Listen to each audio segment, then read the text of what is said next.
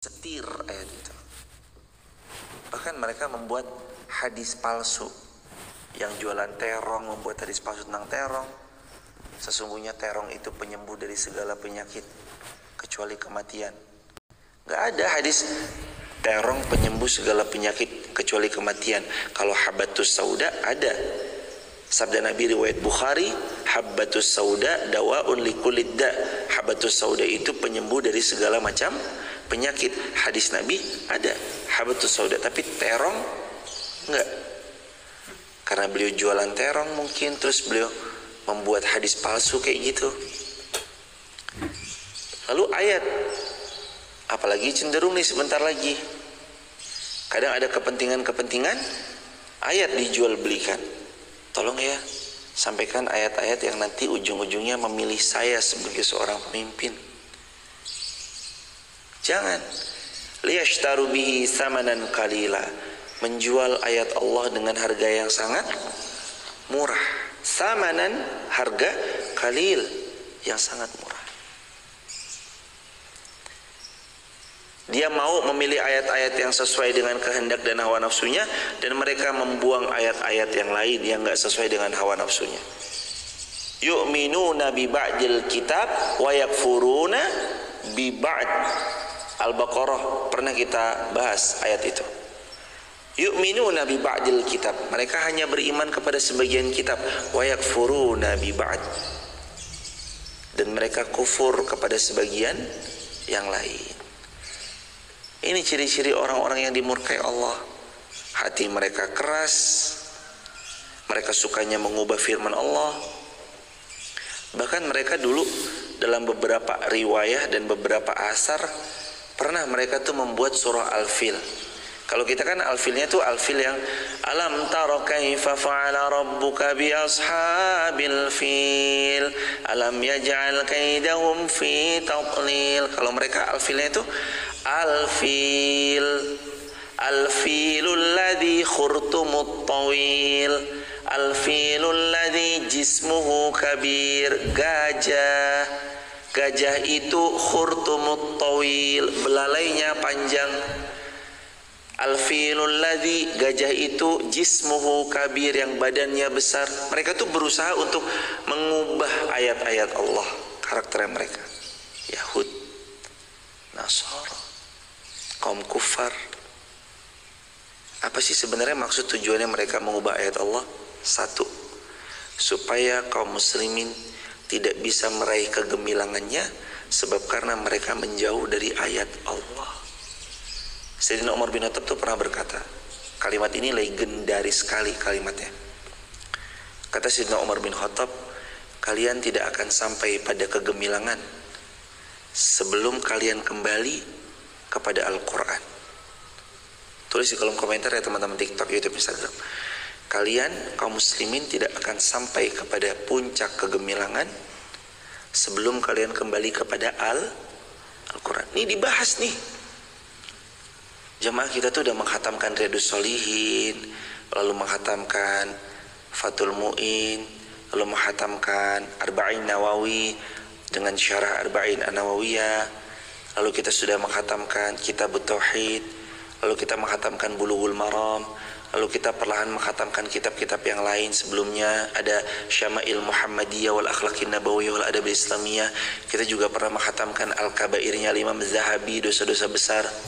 Pertanyaannya, kitab yang segitu banyak kita khatamkan. Pertanyaan besarnya, pernahkah kita menghatamkan Al-Quran beserta ayatnya, bahasa Arabnya, bahasa Indonesianya, artinya, plus tadabbur tafsir dari apa ayat yang tadi kita baca? Mungkin sebagian besar kita akan menjawab, belum. Padahal Al-Quran itu dzalikal kitabu la raiba fi. Inilah Al-Quran, enggak ada keraguan di dalamnya, hudan lil muttaqin. Quran ini petunjuk, guidance, pembimbing, pengarah, cahaya dalam kegelapannya hidup kita. Quran cahaya jemaah. Lalu kalau kita jauh dari Al-Quran, maka kita jauh dari kemenangan. Kenapa sih kok ayatnya ini diantaranya Allah berfirman yuharrifunal kalima amma wadi'i, mereka tuh mengubah Al-Quran sesuai dengan kehendak kepentingannya. Tujuannya apa? Agar kaum muslimin tidak mendapat apa yang dikatakan oleh Sayyidina Umar bin Khattab, sesungguhnya kalian akan mendapat kegemilangan asalkan kalian kembali kepada Al-Quran. Maksudnya kembali kepada Al-Quran itu belajar BPHAA itu loh jemaah. Masih ingat gak?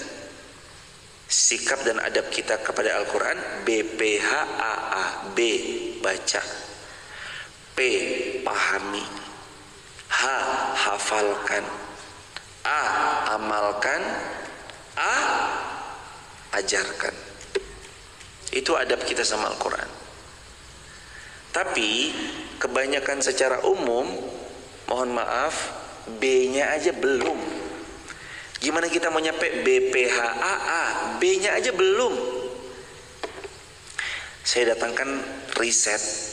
Kita kan sekarang bicara juga dengan riset dan by data. Kita bergerak juga dengan by riset, by data. Berapa persen buta Al-Quran? Berapa persen penduduk Indonesia buta Al-Quran? Riset 20 Agustus 2023, berarti baru beberapa bulan lalu. 72% masyarakat Indonesia gak bisa baca Al-Quran. 72%. Buka aja, teman-teman juga buka di rumah ya, buka Google, berapa persen buta Al-Quran, enter. Berapa persen buta Al-Quran, enter. Ketemu. Bukankah angka 72 itu angka yang sangat miris sekali jemaah? Berarti cuma berapa persen yang bisa membaca Al-Quran? 28. Allah. Makanya gimana kita mau bisa masuk ke BPHAA kalau B-nya aja belum bisa. Tapi kan bukan berarti teman-teman mohon izin atau hadirin mohon izin, kalaupun ada kita yang masuk 72% itu artinya kita belum bisa baca Al-Quran. Gak apa-apa jemaah, ayo sekarang waktunya belajar. Gak apa-apa jemaah, gak ada kata terlambat untuk membaca Al-Quran, belajar Quran, gak ada kata terlambat. Hadirin yang belum bisa baca Al-Quran, panggil guru ngaji. Saya malu, gak ada kata malu. Malu tuh kalau kita dosa, malu tuh kalau kita maksiat. Tapi kalau kita lagi mau belajar Quran, gak ada kata malu. Saya tuh umur udah 50 tapi masih belajar Iqra 1 A ba. Gak apa-apa jemaah. Gak apa-apa, gak usah malu. Bismillah. Gimana kita mau dapat BPHAA? Baca Qurannya aja belum. Lah nomor 1 B. BPHAA, baca, pahami, hafalkan, amalkan, ajarkan. Lah nomor 1-nya aja B-nya belum, apalagi yang PHAA. B-nya aja belum, gimana mau PHAA? Makanya nomor, ya Allah jemaah, miris sekali memang. Ayolah kita belajar Quran. Saya itu bisa baca, tapi Latinnya. Gak apa-apa, Latin aja dulu jemaah. Baca Latinnya dulu aja. Nanti pelan-pelan Allah karuniai taufik semangat belajar. Jauh Zoom. Insya Allah banyak guru ngaji by Zoom. Belajar. Ustadz Ilham bisa mengajari insya Allah. Private silahkan. Ustadz Dama ada, Mas Ihsan dan yang lainnya. Belajar jemaah. Belajar, jangan sampai enggak. Al-Quran dibaca.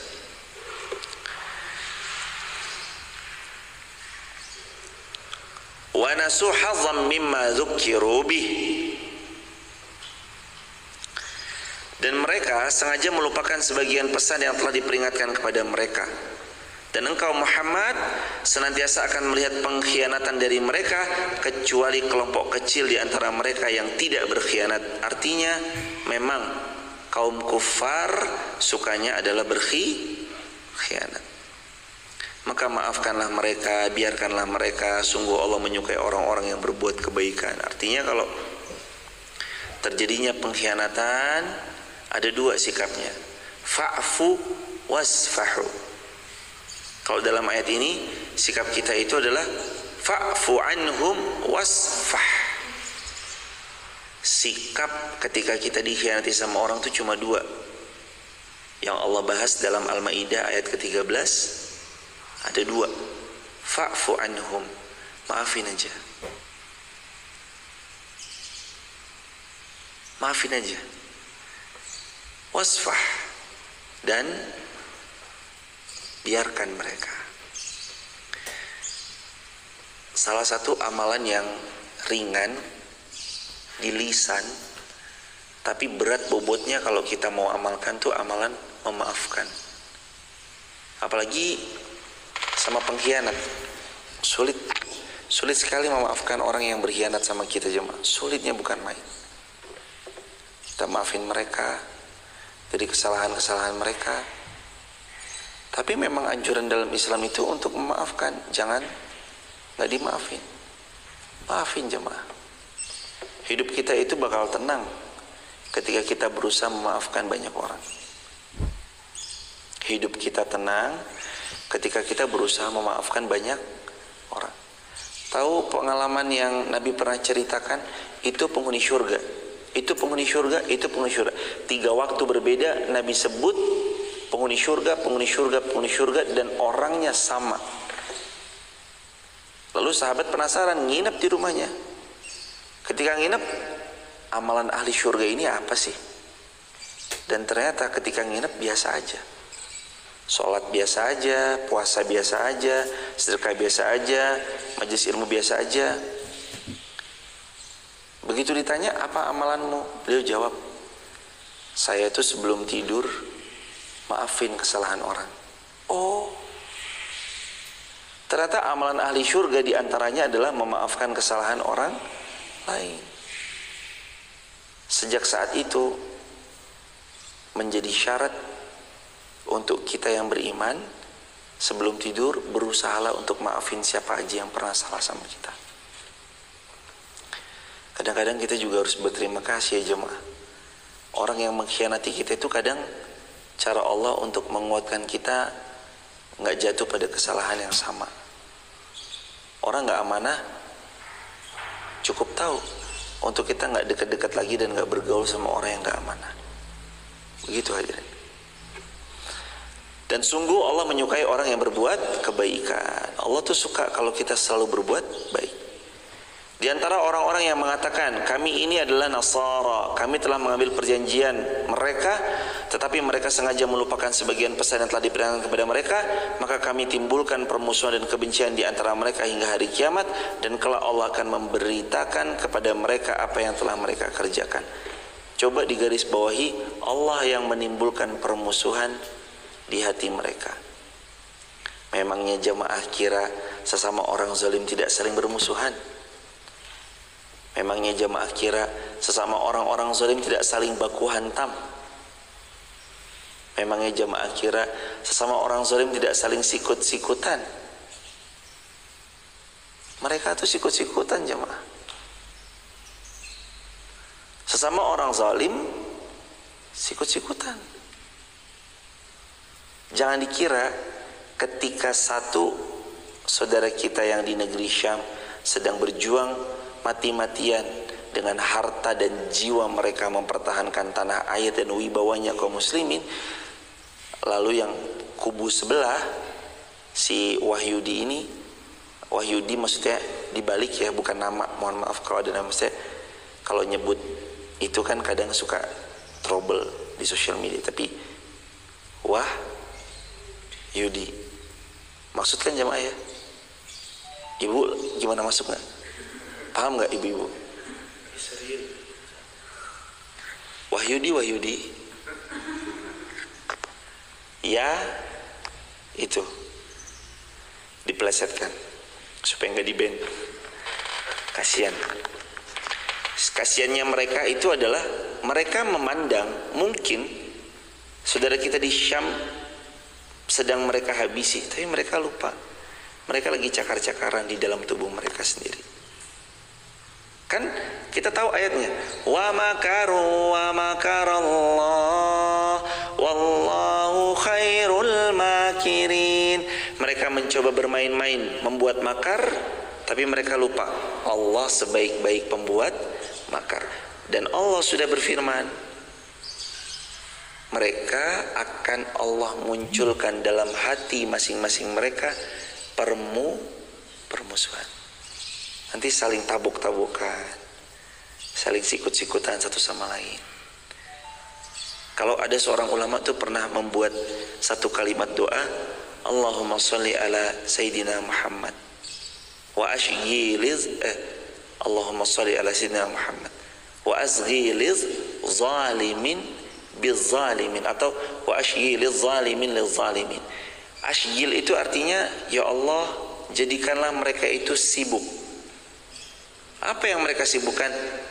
Mereka sibuk zalimin lizzalimin, berbuat zalim kepada mereka yang pernah berbuat zalim. Artinya sesama orang zalim itu saling menzalimi.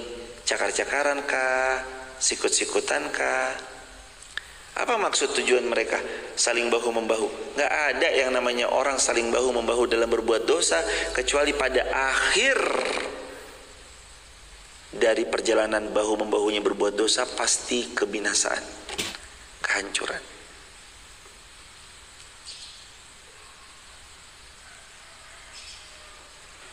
Kan kemarin diulang, apakah ketika 5 orang, 5-5-nya narkoba, 1 ketangkap, lalu disidang, interogasi, setelah itu ditanyai dengan pertanyaan, siapa kemarin kamu teman-teman yang 4 orang gak ketangkap itu? Lalu dicepuin, di-spill, oh 4 teman saya itu ini, kerjanya di sini, rumahnya di sini. Yang nomor 2 ini, kerja di sini, rumahnya di sini. Yang nomor 3 dan 4 ini, rumahnya di sini, kerja di sini. 4-4-nya ketangkep, 4-4-nya lalu masuk penjara. Bertemulah mereka berlima. Kira-kira mereka ngapain di penjara? Gelut jemaah. Wah kamu, kenapa kok nama saya disebut sih? Ente masuk penjara sendiri aja lah, gak usah ngajak-ngajak. Kenapa saya juga ikut? Kenapa? Akhirnya mereka gelut. Berantem mereka, bertengkar mereka, ribut mereka. Gak ada yang, ya Allah jemaah, gak ada. Kalau berteman karena kepentingan dunia tuh gak ada yang bisa selamanya. Tapi kalau karena tautannya iman, mereka bersahabat sampai surga insya Allah. Itulah orang-orang yang mengejar dunia.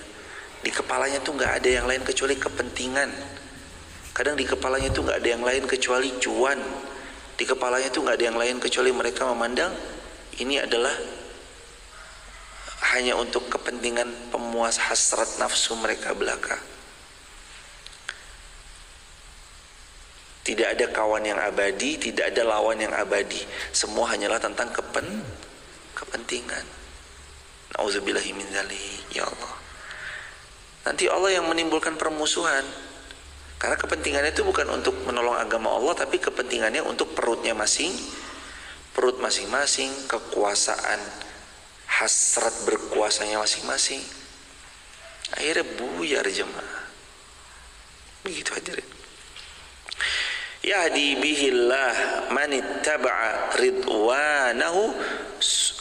Sebentar. Wahai ahli ayat 15, wahai ahli kitab, sungguh Rasul kami telah datang kepadamu menjelaskan kepadamu banyak hal dari isi kitab yang kamu sembunyikan itu, dan banyak pula yang dibiarkan. Sungguh telah datang kepadamu cahaya dari Allah dan kitab yang menjelaskan. Ingat ya jemaah, Al-Quran itu nurun minallah. Quran itu cahaya dari Allah. Nur. Apa fungsi cahaya? Saat tadi kita gelap, cahaya itu menerangi dan membuat mata kita memandang sesuatu. Oh, Jangan lewat situ ya, bolong. Jangan lewat yang sebelah kanan, karena di sebelah kanan itu becek. Karena cahaya. Mata ini Allah ciptakan, dia nggak bisa sendirian, berdampingan dengan cahaya, dia baru bisa melihat. Coba kalau gelap semuanya, gelap benar-benar nggak ada lampu, benar-benar matahari nggak terbit, untuk mengetahui jalan mana yang harus kita injak aja nggak akan pernah mampu karena gelap. Mata ini udah melek, tapi gelap, nggak bisa. Hidup ini menjadi gelap karena kita nggak ngerti cahayanya harus diambil dari mana. Padahal Allah sudah berfirman, minallahi nuran, qad ja'akum, telah datang kepada kalian, minallahi, dari sisi Allah, nur, cahaya. Lalu kita nggak ngambil cahaya itu. Lalu kita terus kemudian nggak berupaya untuk menjemput cahaya itu supaya hidup kita lebih berkualitas. Lalu kita mengabaikan cahaya yang Allah hadirkan, yakni Al-Quran. Pantas hidup kita kok gelap terus ya. Pantas hidup kita kok begitu terus ya. Karena cahayanya nggak diambil. Qad, sungguh, ja'akum, telah datang pada kalian, minallahi, dari sisi Allah, yakni Al-Quran, nurun wa kitabum mubin.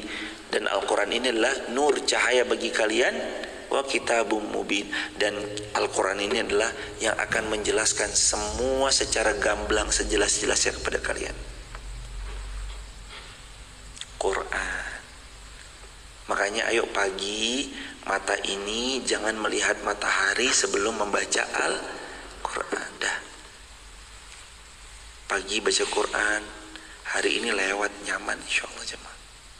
Kalau hari ini adalah hari matinya kita, pagi tadi kita udah mengawalinya dengan membaca Al-Quran. Quran jadi syafaat insyaallah. Makanya baca Quran pagi kalau bisa. Ini tuh kita sebenarnya kayak lagi kuliah loh jemaah. Kuliah, kayak lagi kuliah. Kalau kita ntar kuliah setahun, 2 tahun, wah lumayan banget tuh, dapat banyak. Pagi kuliah, udah anggap aja nih pagi lagi belajar, lagi kuliah gitu. Pagi lagi ngapain? Kuliah udah. Buka YouTube, buka TikTok, buka Instagram, ngaji, nyimak aja. Walaupun sambil goreng, iya sambil goreng kan tetap ada yang nyangkut jemaah. Tahu kadang sambil goreng begini tetap ada yang nyangkut toh. Oh iya ya. Dan masya Allah tabarakallah, kita kan nggak pernah tahu. Ternyata cuplikan video bisa merubah orang sebegitu dahsyatnya. Kemarin kita dapat ilmu dari beliau kan. Beliau kenapa berubah? Kenapa terus pesan tiket pulang ke Indonesia? Setelah sebelumnya di sana luar biasa berkecimpung. Apa yang beliau utarakan? Di kasino beliau melihat potongan cuplikan video A'agim, semoga Allah merahmati beliau, yang tentang janin. Bahwasanya waktu itu, waktu kita di dalam janinnya ibu kita nggak pernah khawatir. Padahal kita belum S1, belum S2, belum S3, belum sekolah, masih dalam janin, nggak takut. Ibu kita makan apa aja, pokoknya masuk aja. Ada yang untuk ibu kita, ada yang untuk nutrisi janin di dalam perutnya. Lalu kenapa sekarang kita udah punya SD lulus, SMP iya, SMA iya.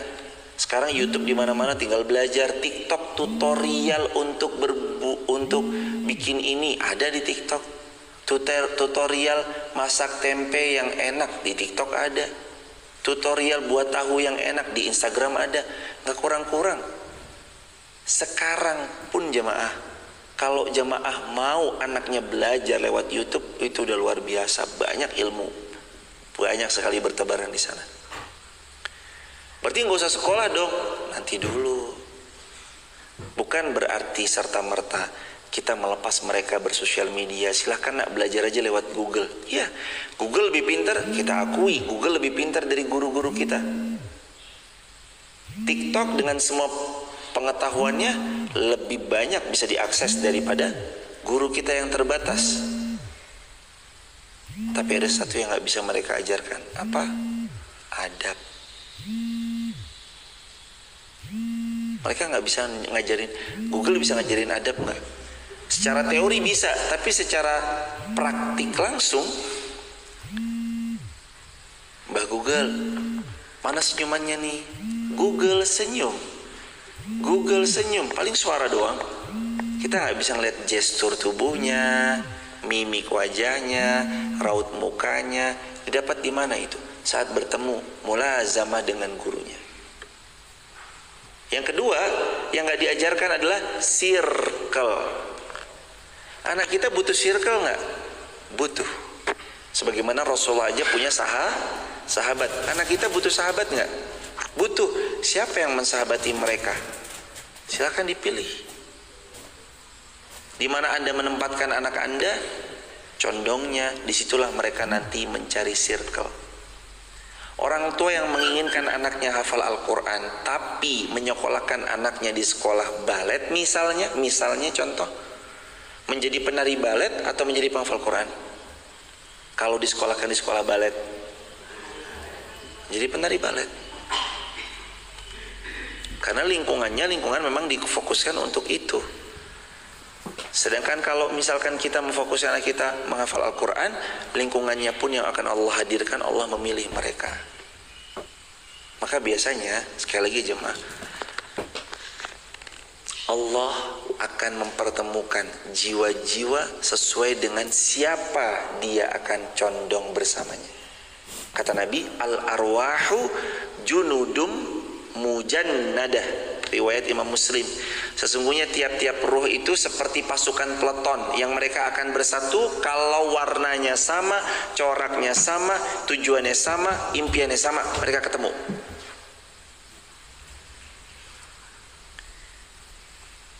Hadirin jamaah dirahmati Allah, kalau tujuannya Allah, nanti pasti ketemu.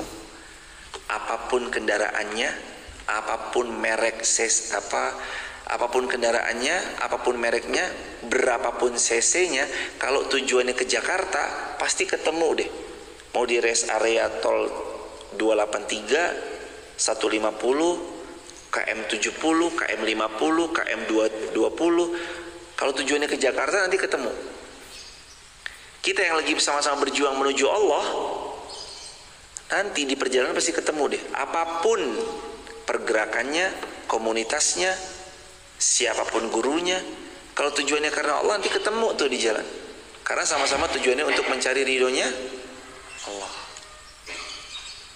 Ketemu nanti di jalan. Dan lagi jemaah, kembali dalam ayat bahwa Al-Quran ini cahaya. Jadi kita nggak boleh jauh-jauh dari cahaya kalau kita mau dapat bimbingan dan jalan hidup yang tercerahkan. Kan supaya tercerahkan harus ada cahaya. Cahaya itu adalah Al-Quran. Maka jangan jauh-jauh. Saya ulangi lagi kalimatnya Umar bin Khattab. Tidak akan meraih kegemilangan suatu kaum yang tidak mau kembali kepada Al-Quran. Atau dalam bahasa lainnya sih kurang lebih begini ya. Kalian tidak akan sampai kepada puncak kegemilangan kalian sebelum kalian kembali kepada apa yang dulu orang-orang salih telah kembali padanya, yakni Al-Quran. Jadi kita balik ke Quran. Emang balik ke Quran untuk tadabbur, baca, pahami baik-baik. Jamaah jangan sungkan juga untuk belajar ya jemaah. Aduh saya belum bisa baca Quran, belajar dari Iqra ya. Jangan sungkan, belajar aja.